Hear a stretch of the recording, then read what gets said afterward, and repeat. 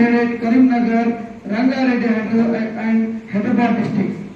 Also worked as chairperson VAT Tribunal in December 2020 and later worked as Mrs. Three daughter MS Virajita Shanta MS. నేను మొదలు చెప్పాను, మీతో నేను మాట్లాడుతున్నప్పుడు మీరు మీ యొక్క ప్రొఫైల్ చూసిన తర్వాత యువర్ లాస్ట్షిప్ స్టడీ పొందుతాలనేటువంటి వివరం. ఎందుకంటే మీరు గౌరవ జిల్లా కలెక్టర్తో మాట్లాడినప్పుడు కానీ జిల్లా జడ్జి గారితో మాట్లాడినప్పుడు కానీ నేను ఎక్కడికైనా రావాలన్నా కానీ ఒక కామన్ పీపుల్ కు ఇబ్బంది సెక్రటరీగా ఆదిలాబాద్ కు 2 సార్లు వచ్చారన్నారు. నిజంగా కూడా మీలాంటి ఒక మంచి I request Amarendra Reddy Anandar garu, I request Additional Public Prosecutor M. Reddy garu, present a prosecutor, Kendra Brothers, advocate to present a prosecutor, our administrative judge, Srimati Renuka Madam. I request.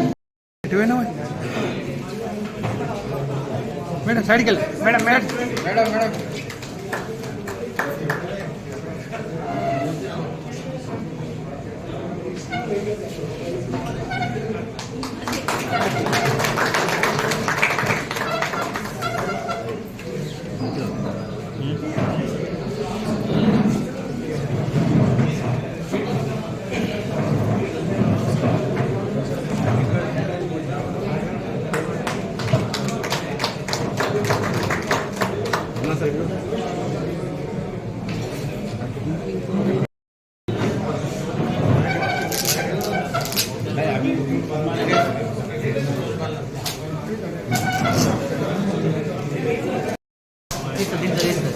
నగేస్తారు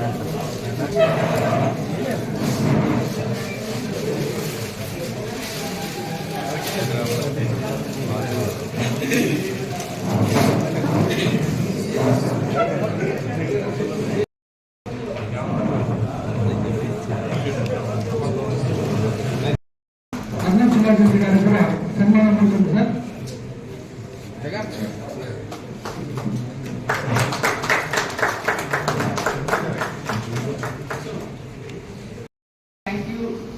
for inviting me to the Bar Association to address the gathering.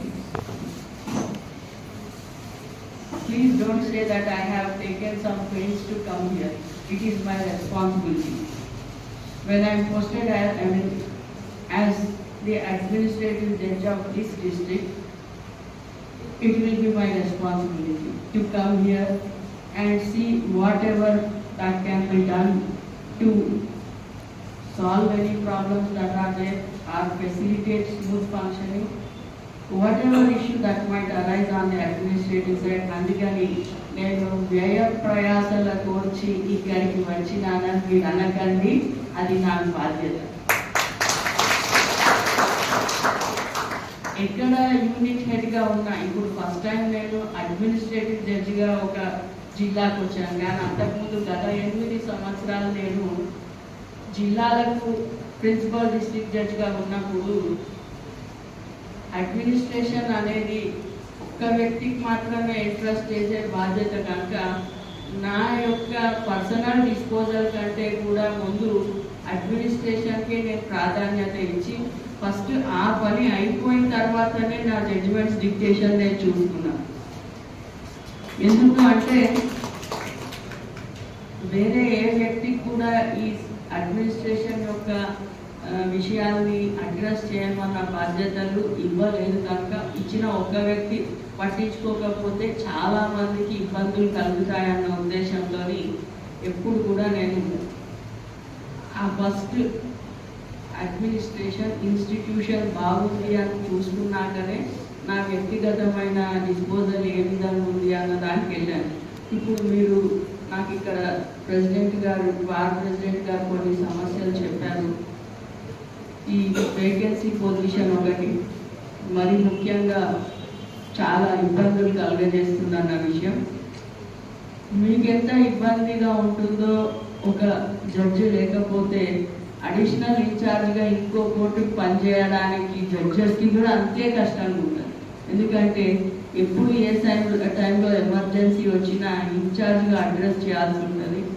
ఎప్పుడు తొందరగా ఏమైనా చేయాల్సి వచ్చినప్పుడు కూడా incharge judge మీద భారం అనేది పడుతుంది. సో ఎప్పుడైనా అన్ని కోర్టుల్లో అందరు జడ్జిలు ఉన్నప్పుడు, కోర్ట్స్ అన్ని స్మూత్గా ఫంక్షన్ అయినప్పుడు జరిగినంత మంచి డిస్పోజల్స్ ఒక్కొక్కరు 2-3 కోర్టుల్లో అడిషనల్ ఇన్ఛార్జెస్తో చేయడం కష్టం.